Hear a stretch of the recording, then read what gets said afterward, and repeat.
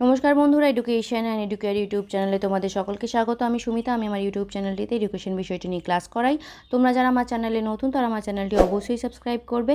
আজকের ভিডিওটিতে আমরা ওয়েস্ট বেঙ্গল সেট প্রিপারেশনের সেট এডুকেশনের সিলেবাস থেকে ইউনিট 5 কারিকুলাম স্টাডিজ এই ইউনিটের কিছু প্রশ্ন এবং উত্তর নিয়ে আলোচনা করব। এর আগেও আমি 4টি ইউনিট নিয়ে আলোচনা করেছি। তোমরা যারা সেই ভিডিওগুলো দেখোনি তারা অবশ্যই আমার চ্যানেলের প্লেলিস্ট থেকে দেখে নেবে। সেখানে একটা আলাদা প্লেলিস্ট করা আছে, সেট এডুকেশন এই যে প্লেলিস্টটা আছে সেখানে তোমরা সমস্ত ভিডিওগুলো পেয়ে যাবে। এছাড়াও এডুকেশনের বিভিন্ন টপিককে আমি খুব সহজ করে বুঝিয়ে দিয়েছি, আলোচনা করেছি। সেই ভিডিওগুলো তোমরা আমার প্লেলিস্টে পেয়ে যাবে। তোমরা আমার চ্যানেলের ইউটিউব চ্যানেলের প্লেলিস্টে যাবে, সেখানে দেখবে অনেক প্লেলিস্ট আছে। তোমাদের যেটা প্রয়োজন হবে সেই প্লেলিস্টটা তোমরা সেখান থেকে দেখে নেবে। আশা করছি সেটা তোমাদের এক্সাম প্রিপারেশনে অনেকটাই হেল্পফুল হবে। চলো আমরা ভিডিওটা এবার শুরু করি। প্রথম প্রশ্ন আছে, পাঠ্যক্রম বিন্যাসের নীতিগুলি কী কী? শিক্ষার্থী কেন্দ্রিক, পরিবেশ কেন্দ্রিক, আগামী ভবিষ্যতের সাথে সামঞ্জস্যপূর্ণ, উপযোগিতা, শিক্ষক কেন্দ্রিক। পাঠ্যক্রমকে যখন বিন্যাস করা হবে, অর্থাৎ কারিকুলাম অর্গানাইজেশন, আমরা যখন পাঠ্যক্রমের বিষয়বস্তু নির্বাচনের পর পাঠ্যক্রমকে যথাযথ বিন্যাসকরণ করছি, অর্থাৎ অর্গানাইজড করছি, তখন কোন কোন বিষয়গুলো গুরুত্বপূর্ণ? একটা পাঠ্যক্রমকে অর্গানাইজড করতে বা বিন্যাসকরণ করতে কোন কোন বিষয়গুলো গুরুত্বপূর্ণ? অবশ্যই সেটা শিক্ষার্থী কেন্দ্রিক তো হতেই হবে, পরিবেশ কেন্দ্রিকও হতে হবে এবং আগামী ভবিষ্যতের সাথে সামঞ্জস্যপূর্ণও হতে হবে এবং উপযোগিতা তো থাকতেই হবে। কিন্তু সেটা শিক্ষক কেন্দ্রিক, অর্থাৎ শিক্ষকের জন্য তো আর পাঠ্যক্রম তৈরি হয় না। পাঠ্যক্রম সর্বদা শিক্ষার্থীর জন্য তৈরি হয়। শিক্ষার্থী যাতে আগামী ভবিষ্যতে সুনাগরিক হিসাবে গড়ে উঠতে পারে বা তার সামগ্রিক যে বিকাশ হয় সেটার উপর দৃষ্টি দিয়ে পাঠ্যক্রম তৈরি করা হয়। তো সেখানে শিক্ষকের কিন্তু কোনো ভূমিকা, অর্থাৎ পাঠ্যক্রম বিন্যাসে মানে ভূমিকা নয়, শিক্ষকের প্রয়োজনীয়তা, মানে শিক্ষককে কেন্দ্র করে তো পাঠ্যক্রম তৈরি হয় না বা শিক্ষকের জন্য তৈরি হয় না। সেই কারণে আমাদের 5 নাম্বার যেটা আছে সেটা একেবারেই হচ্ছে না। তাহলে সঠিক উত্তর হচ্ছে 1, 2, 3, 4। কোন অপশানে আছে আমরা দেখি? 1, 2, 3, 4। অপশান বি আমাদের সঠিক উত্তর। 5 যেখানে আছে সেগুলো যদি আমরা কেটে দিই আমাদের অটোমেটিক উত্তর বেরিয়ে যাচ্ছে অপশান বি। 2 দাগের প্রশ্ন হচ্ছে, সিআইপিপির পুরো কথা কী? সিআইপিপির পুরো কথা কী? অপশান এতে আছে curriculum, input, process, product. Option বিতে আছে content, input, product, process. Option সিতে আছে context, input, process, product. Option ডিতে আছে context, input, product and process. সঠিক উত্তর হচ্ছে option C, context, input, process, product. এবার আমরা সিআইপিপি মডেল যেটা আছে সেটা সম্পর্কে একটু জেনে নিই। সিআইপিপি মডেল হচ্ছে concept, input, process, product model. এটা হচ্ছে একটা কারিকুলামের মডেল, কারিকুলাম কনস্ট্রাকশনের একটা মডেল। সিআইপিপি মডেল কি? সিআইপিপি মডেল দিয়েছিলেন ডিএল স্টাফলবিম। এটা কিন্তু আমাদের মনে রাখতে হবে। ডিএল স্টাফলবিম এই মডেলটা দিয়েছিলেন। এখানে কি বলা হয়েছে? It basically provide a very systematic way for looking at many different aspect of the curriculum development process. অর্থাৎ কি, কারিকুলাম ডেভেলপমেন্ট যে প্রসেস আছে সেই প্রসেসের বিভিন্ন দিকের ওপর, ডিফারেন্ট অ্যাসপেক্টের ওপর সিস্টেম্যাটিক ওয়ে দিয়ে দেখা হয় এই সিআইপিপি মডেলের দ্বারা। সিআইপিপি বলতে কী বলছে? Context, input, process, product. Context বলতে কি বোঝানো হচ্ছে? যেহেতু এটা একটা কারিকুলাম ডেভেলপমেন্ট মডেল বা কারিকুলাম কনস্ট্রাকশন মডেল, যেখানে পাঠ্যক্রমকে কী করা হয়? সংগঠন করা হয়। তো এখানে কনটেক্সট বলতে কি বোঝাচ্ছে? কনটেক্সট বলতে বোঝানো হচ্ছে যে এডুকেশনের ব্যাকগ্রাউন্ড, এডুকেশনের হিস্ট্রি, গোল, অবজেক্টিভ, এগুলোকে বলা হচ্ছে কনটেক্সট। ইনপুট বলতে কি বোঝানো হচ্ছে? ইনপুট বলতে আমরা সাধারণত কি বুঝি? যে জিনিস যেগুলোকে দেওয়া হয়, ইনপুট করা হয়। এখানে ইনপুট বলতে বিভিন্ন মেটেরিয়াল এবং হিউম্যান রিসোর্সকে বোঝানো হচ্ছে। আর প্রসেস বলতে কি বোঝাচ্ছে? প্রসেস হচ্ছে যখন শিক্ষামূলক বিভিন্ন কার্যাবলীকে আমরা যখন সেটাকে ইমপ্লিমেন্টেশন করছি বিভিন্ন জায়গাতে যখন শিক্ষামূলক বিষয়কে আমরা ইমপ্লিমেন্টেশন করছি। আর প্রোডাক্ট বলতে কি বোঝানো হচ্ছে? প্রোডাক্ট হচ্ছে যখন একটা স্টুডেন্ট যখন শিখছে, একটা স্টুডেন্টকে যখন সে তার পুরো পাঠ্যক্রম প্রক্রিয়ার পর যখন একটা স্টুডেন্ট তৈরি হচ্ছে, সেই স্টুডেন্টটাকে একটা প্রোডাক্ট হিসেবে দেখা হচ্ছে, সেই কোয়ালিটি অফ স্টুডেন্ট মানে স্টুডেন্টের কোয়ালিটিটাকে একটা প্রোডাক্ট হিসেবে দেখা হচ্ছে, যেটা ইন্ডিভিজুয়ালি হোক বা সোসাইটিতে হোক সেটা ইউজফুল হচ্ছে। মানে স্টুডেন্টটার যে আউটপুটটা আছে, যে কোয়ালিটি আছে সেটা স্টুডেন্টের ব্যক্তিগতভাবেও তার ইউজফুল হচ্ছে এবং সোসাইটির দিক থেকেও ইউজফুল হচ্ছে। এখানে এটাই বলা হয়েছে। যদি আমরা একটা ডায়াগ্রামের মাধ্যমে দেখতে চাই যে কনটেক্সট, ইনপুট, প্রসেস, প্রোডাক্ট কি, গোল, প্ল্যান, অ্যাকশন, আউটকাম। উদ্দেশ্য, সেটা কনটেক্সট, শিক্ষার উদ্দেশ্য, প্ল্যান করা হচ্ছে, ইনপুট করা হচ্ছে, প্রসেস অ্যাকশন করা হচ্ছে এবং আউটকাম, স্টুডেন্ট আউটকাম পাচ্ছে প্রোডাক্ট হিসাবে। এটাই হচ্ছে সিআইপিপি মডেল। 3 দাগের প্রশ্ন হচ্ছে national curriculum framework for teacher education in India 2009 সংগঠিত হয়েছে কার দ্বারা? National curriculum framework for teacher education, এটা কিন্তু আমাদের অনেক সময় ফুল ফর্মে আসে, NCFTE। NCFTEর ফুল ফর্ম কি? হয়েছিল কবে? 2009 খ্রিস্টাব্দে। এটা কে সংগঠন করেছিল এটা? অপশান আছে নাক, অপশান এতে আছে নাক, অপশান বিতে আছে NCT, অপশান সিতে আছে NUEPAO, অপশান ডিতে আছে NCERT। NCFTE অর্থাৎ national curriculum framework for teacher education NCT দ্বারা সংগঠিত হয়েছিল, NCT দ্বারা সংগঠিত হয়েছিল। নেক্সট কোয়েশ্চেন হচ্ছে 4 দাগের প্রশ্ন, পাঠ্যক্রম সংগঠনের কৌশলের স্তরগুলি সমন্বয়ে সাজাও। অর্থাৎ পাঠ্যক্রমে যে কৌশলের স্তর আছে, curriculum development, strategy of curriculum ডেভেলপমেন্টের সিকোয়েন্সগুলো অ্যারেঞ্জ করতে হবে, সাজাতে হবে। এখানে আছে সমস্যা নির্বাচন, শিক্ষার্থীর প্রয়োজন অনুভব, প্রতিক্রিয়া ও মূল্যায়ন, লক্ষ্য ও উদ্দেশ্য স্থির করা, প্রয়োগ। আমাদের এটা পরস্পর ক্রমান্বয়ে সাজাতে হবে যে কোনটার পর কোনটা করতে হয়। পাঠ্যক্রম সংগঠন বা কারিকুলাম ডেভেলপমেন্টের যে স্ট্র্যাটেজি আছে, সেখানে প্রথমে আমাদের যেটা প্রয়োজন সেটা হচ্ছে প্রবলেম আইডেন্টিফিকেশন, অর্থাৎ সমস্যা নির্বাচন আমাদের প্রথমে করতে হবে। কিভাবে সমস্যা নির্বাচন করতে হবে? যে আমাদের কারিকুলাম যে ডেভেলপমেন্টটা করব তার প্রয়োজনীয়তা কোথায়, নিড অফ কারিকুলাম ডেভেলপমেন্ট যে করা হবে তার প্রয়োজনীয়তা অর্থাৎ সমস্যাটাকে আমাকে খুঁজে বার করতে হবে। তারপর কি শিক্ষার্থীর প্রয়োজন অনুভব, অর্থাৎ কি শিক্ষার্থীর জন্য কেন পাঠ্যক্রম ডেভেলপমেন্টটা প্রয়োজন, শিক্ষার্থীর রোল এখানে কিভাবে শিক্ষার্থীর ইমপ্রুভমেন্ট হবে, সেই সমস্ত জিনিসগুলোকে আমাকে অ্যাসেস করতে হবে। অর্থাৎ নিড অ্যাসেসমেন্ট অফ লার্নারের নিডকে অ্যাসেসমেন্ট করতে হবে। তারপরে হচ্ছে আমাদের লক্ষ্য স্থির করতে হবে বা গোল অ্যান্ড অবজেক্টিভ, অর্থাৎ পাঠ্যক্রমের উদ্দেশ্য কী। মানে বেসিক্যালি যখন আমরা একটা পাঠ্যক্রম সংগঠন করছি তার কিছু উদ্দেশ্য থাকে, সেই উদ্দেশ্যগুলোকে আমাদের স্থির করতে হবে। তারপর ইমপ্লিমেন্টেশন করতে হবে, অর্থাৎ পাঠ্যক্রমটাকে প্রয়োগ করতে হবে। প্রয়োগ করার পর একেবারে আমাদের ফিডব্যাক অ্যান্ড ইভ্যালুয়েশন, প্রতিক্রিয়া এবং মূল্যায়ন করতে হবে। এটা হচ্ছে কারিকুলাম ডেভেলপমেন্ট স্ট্র্যাটেজির সিকোয়েন্স বা স্তরগুলো। ঠিক আছে, তাহলে আমাদের সঠিক উত্তর কোনটা এলো? সঠিক উত্তর হচ্ছে 1, 2 কিসে আছে? এই অপশানটা তো একেবারেই হচ্ছে না। 1, 2, তারপরে হচ্ছে 4, 5, 3 একেবারে শেষে একটা অপশানই আছে, অপশান বি। তবুও তোমাদেরকে বলে রাখি, তোমরা কিভাবে যখন এই ধরনের প্রশ্ন আসবে তখন কিভাবে সেটাকে তোমরা সঠিকটা খুঁজে বার করবে। ধরো যে কোনো ডেভেলপমেন্ট প্রসেসে আমাদের শেষে যে কাজটা করা হয় সেটা হচ্ছে ফিডব্যাক অ্যান্ড ইভ্যালুয়েশন। ফিডব্যাক না থাকলেও ইভ্যালুয়েশন হচ্ছে সবার শেষে করা হয়। যে কোনো ডেভেলপমেন্ট প্রসেস বা যে কোনো প্রসেসেই ইভ্যালুয়েশন মূল্যায়ন একেবারে শেষে করা হয়, তার আগে ইমপ্লিমেন্টেশন করা হয়। তো সেই কারণে যদি এই ধরনের কোনো প্রশ্ন আসে যেখানে তোমাকে এরকম সিকোয়েন্সে সাজাতে হবে এবং তুমি দেখছো যে ইভ্যালুয়েশন আছে তার মধ্যে, তাহলে বুঝে নেবে যে ইভ্যালুয়েশনটা হচ্ছে তোমার একেবারে শেষের পয়েন্ট, শেষে একেবারে ইভ্যালুয়েশন করা হয়। তো সেই অনুযায়ী আমরা যদি দেখি আমাদের 3 মূল্যায়ন বা ইভ্যালুয়েশন আছে, তাহলে আমাদের সেই অনুযায়ী এই যে অপশানটা আছে অপশান বি, সেখানে একমাত্র 3 আছে, তাহলে আমরা একবার ধরে নিতে পারি যে অপশান বি আমাদের সঠিক উত্তর হবে।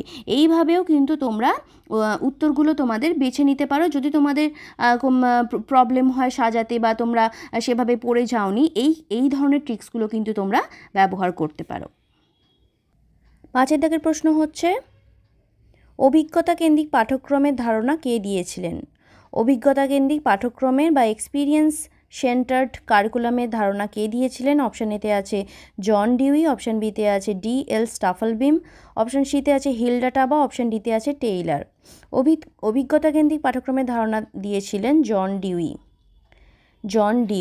অভিজ্ঞতা কেন্দ্রিক পাঠ্যক্রম কি? যে ধরনের পাঠ্যক্রম শিক্ষার্থীদের বিভিন্ন ধরনের অভিজ্ঞতা অর্জনে সাহায্য করে, বিভিন্ন ধরনের অভিজ্ঞতা অর্জনে শিক্ষার্থীদের সাহায্য করে, সেটাকে বলা হয় অভিজ্ঞতা কেন্দ্রিক পাঠ্যক্রম। পরের প্রশ্ন হচ্ছে, কম্পিটেন্সি বেসড কারিকুলাম বা কম্পিটেন্সি বেসড যে কারিকুলাম মডেল আছে তার ধারণা কে দিয়েছিলেন? কম্পিটেন্সি বেসড মডেলের ধারণা দিয়েছিলেন অপশান এতে আছে স্ক্রিভেন, অপশান বিতে আছে কিলপ্যাট্রিক, অপশান সিতে আছে টেইলার, অপশান ডিতে আছে হিলডা টাবা। সঠিক উত্তর হচ্ছে option C, Tyler. Competency based curriculum model কি? কম্পিটেন্সি বেসড কারিকুলাম মডেল হচ্ছে যে কারিকুলামে শিক্ষার্থীর আউটকামকে বেশি গুরুত্ব দেওয়া হয়। শিক্ষার্থীর যে লার্নিং প্রসেস আছে সেই লার্নিং প্রসেসে তার আউটকাম কতটা হচ্ছে, সে কতটা জ্ঞান অর্জন করছে, সেটার ওপর গুরুত্ব দেওয়া হয়। এটা এক ধরনের মাস্টারি লার্নিংও বলা চলে, মাস্টারি বেসড লার্নিং। অর্থাৎ শিক্ষার্থী তার জ্ঞান, তার যে দক্ষতা আছে, তার যে মনোভাব আছে, সেগুলোকে কিভাবে ব্যবহার করছে বা কতটা ব্যবহার করতে পারছে তার উপর নির্ভর করছে কম্পিটেন্সি বেসড অ্যাপ্রোচ বা competency based curriculum model. Next question হচ্ছে 7 দাগের প্রশ্ন, হিলডা টাবা মডেল অনুসারে পাঠ্যক্রমের নকশা কিভাবে তৈরি করা উচিত তা ক্রমানুসারে সাজাও। পাঠ্যক্রম যে নকশা আছে, পাঠ্যক্রম যেভাবে তৈরি করা হয় সেই নকশা হিলডা টাবা যে মডেল দিয়েছিলেন সেখানে কিভাবে তৈরি করা হয়, এখানে এলোমেলোভাবে আছে শিক্ষার্থীর প্রয়োজনীয়তা অনুধাবন, বিষয়বস্তু নির্বাচন, বিষয়বস্তু সজ্জায়ন, লক্ষ্য ঠিক করা, শিখনের অভিজ্ঞতা নির্বাচন এবং শিখনের অভিজ্ঞতা সজ্জায়ন, মূল্যায়ন। আমাদের যেটা করতে হবে সেটা হচ্ছে এগুলোকে পরপর সাজাতে হবে। প্রথমে যেটা করা হয় সেটা হচ্ছে স্টুডেন্টস নিডকে ডায়াগনোসিস করা, অর্থাৎ শিক্ষার্থীদের কী প্রয়োজনীয়তা আছে, শিক্ষার্থীর কোন কোন দিকের প্রয়োজনীয়তা আছে সেটা আমাদের প্রথমে ঠিক করতে হয়, সেটা আমাদের খুঁজে বের করতে হয়। তাহলে প্রথমে হচ্ছে এক তাহলে 3টে অপশানে আছে এ বি সি, তাহলে ডি অপশান আমাদের প্রথমেই বাতিল হয়ে গেল। তারপরে স্টুডেন্ট নিড ডায়াগনোসিস করার পর আমাদের কি করতে হয়, আমাদের একটা লক্ষ্য ঠিক করতে হয় যে এই লক্ষ্যটা রেখে আমাদের পাঠ্যক্রমটা রচনা করতে হবে। তাহলে তারপর হচ্ছে 4 কোথায় কোথায় আছে? 4 এক জায়গাতে আছে অপশান সিতে, তাহলে বাকি অপশানগুলো কিন্তু আমাদের বাদ চলে গেল। আমাদের সঠিক উত্তর হচ্ছে অপশান সি। অর্থাৎ তাহলে আমাদের প্রথমে কি করতে হবে, শিক্ষার্থীর প্রয়োজনীয়তা অনুধাবন করতে হবে, তারপর আমাদের লক্ষ্য স্থির করতে হবে, লক্ষ্য স্থির করার পর বিষয়বস্তুকে নির্বাচন করতে হবে, বিষয়বস্তু নির্বাচন করার পর বিষয়বস্তুকে সজ্জায়ন অর্থাৎ অর্গানাইজ করতে হবে, অর্গানাইজেশন করার পর আমাদের কি করতে হবে, আমাদের অভিজ্ঞতা নির্বাচন করতে হবে, অর্থাৎ লার্নিং এক্সপিরিয়েন্স সিলেকশনের পর আমাদের শিখনের অভিজ্ঞতা সজ্জায়ন করতে হবে, অর্থাৎ লার্নিং এক্সপিরিয়েন্সকে অর্গানাইজেশন করবে, একেবারে শেষে মূল্যায়ন। আমি আগেও তোমাদের কি বললাম যে আমাদের মূল্যায়ন হচ্ছে সবার শেষে কিন্তু করা হয়, তাই এখানে প্রত্যেকটাতেই মূল্যায়ন শেষেই দেওয়া আছে। তবুও এরকম কোনো প্রশ্ন আসলে দেখবে যে মূল্যায়ন অপশানগুলো এলোমেলো আছে, মূল্যায়ন যখনই দেখবে তখনই মনে করে নেবে যে মূল্যায়ন কিন্তু যে কোনো প্রসেসে বা যে কোনো নকশাতেই বা যে কোনো কিছুতেই কিন্তু মূল্যায়ন আমরা শেষে করি, যে কোনো প্রসেস বা মেথডে আমরা মূল্যায়ন একেবারে শেষে করি, তাই মূল্যায়ন কিন্তু একেবারে শেষে স্তরের একেবারে শেষে আসবে। তাই আমাদের সঠিক উত্তর হয়ে যাচ্ছে অপশান সি সঠিক উত্তর। পরের প্রশ্নে আমরা চলে যাই। 8 দাগের প্রশ্ন হচ্ছে, নিম্নলিখিত কোনটি পাঠ্যক্রম নকশা মডেল নয়? নিম্নলিখিত কোনটি পাঠ্যক্রম নকশা মডেল নয়? অপশান এতে আছে সিআইপিপি মডেল, অপশান বিতে আছে কম্পিটেন্সি বেসড মডেল, অপশান সিতে আছে সামাজিক পুনর্গঠন মডেল, অপশান ডিতে আছে কিলপ্যাট্রিক মডেল। এই যে 4টি মডেল দেওয়া হয়েছে তার মধ্যে কোনটি পাঠ্যক্রম নকশা মডেল নয়, অর্থাৎ কারিকুলাম ডেভেলপমেন্ট যে মডেলগুলো আছে সেই মডেল নয়, বা কারিকুলাম কনস্ট্রাকশন যে মডেলগুলো আছে সেই মডেল নয়। সঠিক উত্তর হচ্ছে অপশান ডি, কিলপ্যাট্রিক মডেল। কেন? কারণ কিলপ্যাট্রিক মডেল হচ্ছে কারিকুলাম ইভ্যালুয়েশন মডেল, আমরা যখন মডেলগুলো পড়বো তখন কিন্তু আমাদের প্রথমে মনে রাখতে হবে যে আমরা কী মডেল পড়ছি, আমরা কারিকুলাম কনস্ট্রাকশন মডেল পড়ছি না কারিকুলাম ইভ্যালুয়েশন মডেল পড়ছি। কারিকুলামে কিন্তু অনেক মডেল আছে, অনেক তুমি থিওরি পাবে, সেইগুলোকে কিন্তু তোমাদের মনে রাখতে হবে যে তোমরা কী পড়ছো। আমি বারবার যেটা বলি যে সিলেবাসটাকে এমনভাবেই মনে রাখবে যে যখনই একটা প্রশ্ন দেবে তখনই যেন তোমাদের চোখের সামনে ভাসে যে সিলেবাসের এই জায়গা থেকে এই প্রশ্নটা দিয়েছে। এই সাব ইউনিটটা কিসের? এই সাব ইউনিটে আছে কারিকুলাম ইভ্যালুয়েশন। তাহলে কারিকুলাম ইভ্যালুয়েশনে এই মডেলটা আছে, তার মানে এটা হচ্ছে কারিকুলাম ইভ্যালুয়েশন মডেল, এটা কারিকুলাম ডেভেলপমেন্ট মডেল নয়। কিলপ্র্যাটিক মডেল হচ্ছে curriculum evaluation model, curriculum construction বা ডেভেলপমেন্ট মডেল নয়। সঠিক উত্তর হচ্ছে অপশান ডি। পরের প্রশ্ন হচ্ছে 9 দাগের প্রশ্ন, কোন পাঠ্যক্রম মডেলে শিক্ষক সর্বোচ্চ স্বাধীনতা পায়? অপশান এতে আছে গণতান্ত্রিক মডেল, অপশান বিতে আছে প্রশাসনিক মডেল, অপশান সিতে আছে সিস্টেম অ্যানালিসিস মডেল, অপশান ডিতে আছে গ্রাসরুট মডেল। কোন পাঠ্যক্রম মডেলে শিক্ষক সর্বোচ্চ স্বাধীনতা পায়? সঠিক উত্তর হচ্ছে অপশান ডি, গ্রাসরুট মডেলে। গ্রাসরুট মডেল যেটা আছে, গ্রাসরুট মডেলকে বটম আপ মডেলও বলা হয়। বটম আপ মডেল অর্থাৎ একেবারে নিচের স্তর থেকে উপরের স্তর অর্থাৎ প্রশাসনিক স্তরে যে প্রশাসনিক স্তরে যায় সেটাকে বলা হয় গ্রাসরুট মডেল। আর গ্রাসরুটে কে থাকে? গ্রাসরুটে থাকে একেবারে টিচারই পাঠ্যক্রমের সমস্ত কিছু অ্যাকশানস করেন। টিচারই যা কিছু অ্যাকশান পাঠ্যক্রম ডেভেলপমেন্টের যা অ্যাকশান আছে সেগুলো টিচারই নেয়, অর্থাৎ একেবারে গ্রাসরুটে কে থাকে? টিচার। এবং এটা হচ্ছে বটম আপ মডেল, একেবারে নিচে থেকে উপরের দিকে যেটা যায়। সঠিক উত্তর হচ্ছে অপশান ডি। পরের প্রশ্ন হচ্ছে 10 দাগের প্রশ্ন, সমাজ পুনর্গঠন মডেল বা সোশ্যাল রিকনস্ট্রাকশন মডেলের সমর্থক কে? সোশ্যাল রিকনস্ট্রাকশন মডেলের সমর্থক কে? অপশান এতে আছে ডেভিড হর্সবার্থ, অপশান বিতে আছে হ্যারোল্ড রাগ, অপশান সিতে আছে জন ডিউই, অপশান ডিতে আছে ড্যানিয়েল স্টাফলবিম। সঠিক উত্তর হচ্ছে option A, David Horsburgh. Social reconstruction মডেলটা কি? সোশ্যাল রিকনস্ট্রাকশনের মডেলে কিসের উপর গুরুত্ব দেওয়া হয়? যে পাঠ্যক্রম এবং সমাজের সোশ্যাল, পলিটিক্যাল, ইকোনমিক্যাল ডেভেলপমেন্টের মধ্যে যে সম্পর্কটা আছে সেটার উপর গুরুত্ব দেওয়া হয়। অর্থাৎ পাঠ্যক্রমের মাধ্যমে কিভাবে একটা সমাজকে পরিবর্তন করা যাবে, কারণ শিক্ষা যেহেতু সমাজের উপর একটা বিরাট প্রভাব ফেলে, সেই কারণে শিক্ষার পাঠ্যক্রমের মাধ্যমে সামাজিক কিভাবে পরিবর্তন করা যায়, সোশ্যাল চেঞ্জ কিভাবে করা যায়, সেই জন্য সমাজের মানে পাঠ্যক্রমের মাধ্যমে সোশ্যালি, পলিটিক্যালি, ইকোনমিক্যালি যে ডেভেলপমেন্টটা হয় সেটার সঙ্গে পাঠ্যক্রমের কি সম্পর্ক আছে সেটার উপর গুরুত্ব দেওয়া হয় এই সমাজ পুনর্গঠন মডেল। সমাজ পুনর্গঠন মডেল কিন্তু হচ্ছে একটা কারিকুলাম কনস্ট্রাকশন মডেল, অর্থাৎ কারিকুলামকে কিভাবে গঠন করা হবে সেই মডেল। কারিকুলাম গঠনের বিভিন্ন মডেল আছে, সেই মডেলগুলো কিন্তু তোমরা প্রত্যেকটা পড়ে রাখবে। সেই মডেলগুলো কি এবং সেখানে কে দিয়েছিলেন এবং সেখানে কি বলা হয়েছে, অ্যাডভান্টেজ, ডিসঅ্যাডভান্টেজ সব কিছুই কিন্তু আমাদের পড়ে রাখতে হবে। 11 দাগের প্রশ্ন হচ্ছে, কারিকুলাম ট্রানজাকশানে মূল ভূমিকা কে পালন করেন? শিক্ষক, শিক্ষার্থী, প্রশাসন, বিদ্যালয়। অপশান এতে আছে শিক্ষার্থী, অপশান বিতে আছে শিক্ষক, অপশান সিতে আছে প্রশাসন, অপশান ডিতে আছে বিদ্যালয়। কারিকুলাম ট্রানজাকশানে যিনি ভূমিকা পালন করেন তিনি হচ্ছেন শিক্ষক, টিচার। অপশান বি সঠিক উত্তর। 12 দাগের প্রশ্ন হচ্ছে, টেইলারের প্রদত্ত পাঠ্যক্রম মূল্যায়নের মডেলটির কেন্দ্রবিন্দু কে? টেইলার যে পাঠ্যক্রম মূল্যায়নের মডেল দিয়েছিলেন, অর্থাৎ কারিকুলাম ইভ্যালুয়েশনের যে মডেল দিয়েছিলেন, সেখানে কেন্দ্রবিন্দু কী? অপশান এতে আছে লক্ষ্যহীন মডেল, অপশান বিতে আছে শিক্ষার্থীর শিখন ফলাফল, অপশান সিতে আছে চিরাচরিত লক্ষ্যকেন্দ্রিক মডেল, অপশান ডিতে আছে শিক্ষার্থী কেন্দ্রিক। সঠিক উত্তর হচ্ছে অপশান সি, চিরাচরিত লক্ষ্যকেন্দ্রিক মডেল, অর্থাৎ ট্র্যাডিশনাল অবজেক্টিভ সেন্টার্ড মডেল। টেইলারের যে মডেল আছে সেই মডেল সম্পর্কে আমরা একটু জেনে নিই। Model of evaluation, curriculum evaluation, তোমাদেরকে বলি কারিকুলাম ইভ্যালুয়েশনে কিন্তু অনেকগুলো মডেল আছে। টেইলার মডেল আছে, স্টেক মডেল আছে, স্ক্রিভেন মডেল আছে এবং কিলপ্র্যাটিক মডেল আছে। এই 4টে মডেল আছে, তোমাদের 4টে মডেলকেই কিন্তু ভালো করে পড়ে রাখতে হবে। প্রত্যেকটা মডেল থেকেই মানে একটা মডেল থেকে একটা প্রশ্ন, মানে কারিকুলাম ডেভেলপমেন্ট থেকে প্রশ্ন তো আসবেই, এটা তোমরা ধরেই থাকো। তাই 4টে মডেল থেকে কিন্তু এই 4টে মডেলই কিন্তু তোমাদের পড়তে হবে, কারণ কোন মডেল থেকে প্রশ্ন দেবে সেটা আমরা কেউই জানি না। টাইলার যে মডেল দিয়েছিলেন 1949-এ, এটাকে বলা হয় objective centred model. Objective centred model. Ralph Taylor father of evaluation বলা হয়, রালফ টেইলরকে ফাদার অফ ইভ্যালুয়েশন বলা হয়, মূল্যায়নের ফাদার বলা হয়। এলিমেন্টস কী ছিল এই মডেলের? মূল যে উপাদান সেটা কী ছিল? লার্নার ছিল, দ্য লাইফ অফ কমিউনিটি ছিল এবং সাবজেক্ট ম্যাটার অর্থাৎ বিষয়বস্তু ছিল। এই তিনটি অর্থাৎ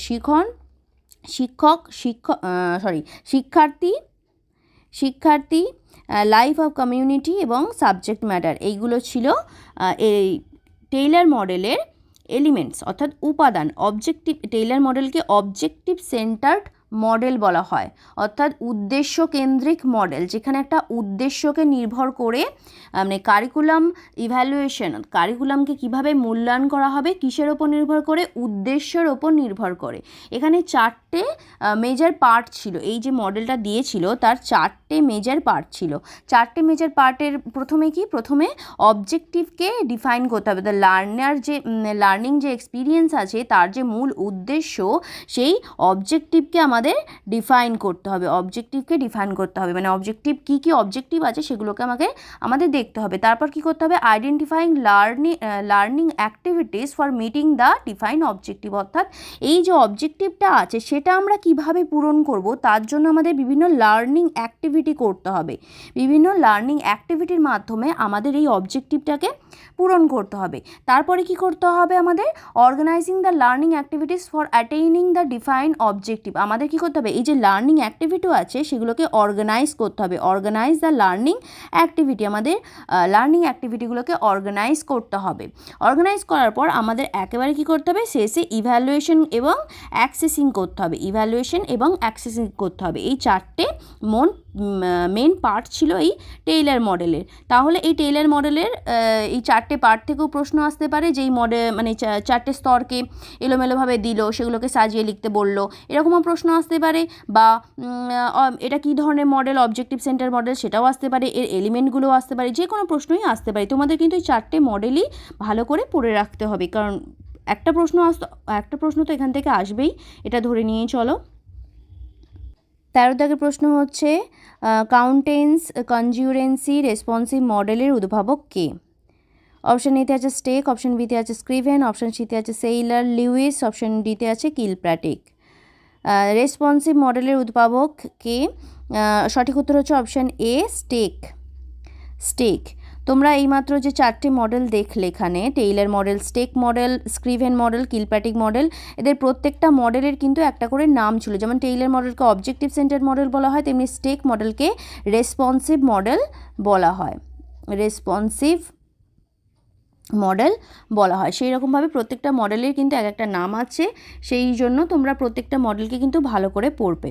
আমাদের সঠিক উত্তর হয়ে গেল অপশান এ। সঠিক উত্তর। আমরা পরের প্রশ্নে চলে যাই। নেক্সট কোয়েশ্চেন 14 দাগের প্রশ্ন, স্ক্রিভেন্স গোল ফ্রি মডেল অনুযায়ী কোনগুলি সত্য? স্ক্রিভেন্স গোল ফ্রি মডেল অনুযায়ী আমরা কারিকুলাম ডেভেলপমেন্টে যে 4টি মডেল দেখলাম, সেখানে স্ক্রিভেনের মডেলকে গোল ফ্রি মডেল বলা হয়। এগুলোও কিন্তু তোমাদের প্রশ্নে আসতেই পারে, সেই কারণে আমি বলছি যে প্রত্যেকটা মডেলের নামগুলো তোমরা মনে রাখবে। স্ক্রিভেন্স গোল ফ্রি মডেল, অর্থাৎ গোল ফ্রি বলতে আমরা কি বোঝাই? যে যার কোনো নির্দিষ্ট উদ্দেশ্য বা লক্ষ্য নেই, সেটাকে বলা হয় গোল ফ্রি মডেল। এখানে যেগুলো দেওয়া হয়েছে, গুণগত পদ্ধতি, পূর্ব নির্ধারিত লক্ষ্য নেই, এই মূল্যায়নের ক্ষেত্রে পর্যবেক্ষক কোনো পক্ষপাতিত্ব করে না। স্ক্রিভেন্স গোল ফ্রি মডেল অনুযায়ী কোনগুলো সত্য? প্রথমেই আমরা হচ্ছে যেহেতু গোল ফ্রি, সেই কারণে পূর্ব নির্ধারিত কোনো লক্ষ্য কিন্তু থাকে না। প্রথমে আমাদের 2 বাদ চলে গেল। তাহলে আমরা যেখানে যে অপশানগুলোতে 2 আছে, অপশান এ বি সি ডিতে যেখানে 2 আছে সেটা কিন্তু আমরা বাদ দিয়ে দেবো। এখানে অপশান এতে 2 আছে, বাদ হয়ে গেল। অপশান বিতে 2 আছে, বাদ হয়ে গেল। অপশান সিতে 2 আছে, বাদ হয়ে গেল। তাহলে আমাদের পড়ে রইল অপশান ডি আমাদের সঠিক উত্তর। স্ক্রিভেন্স গোল ফ্রি মডেল অনুযায়ী কোনগুলো সত্য? গুণগত পদ্ধতি, স্ক্রিভেন্স গোল মডেল হচ্ছে গুণগত পদ্ধতি আছে এবং পূর্ব নির্ধারিত লক্ষ্য নেই, এই মূল্যায়নের ক্ষেত্রে পর্যবেক্ষক কোনো পক্ষপাতিত্ব করে না। এই তিনটি সত্য।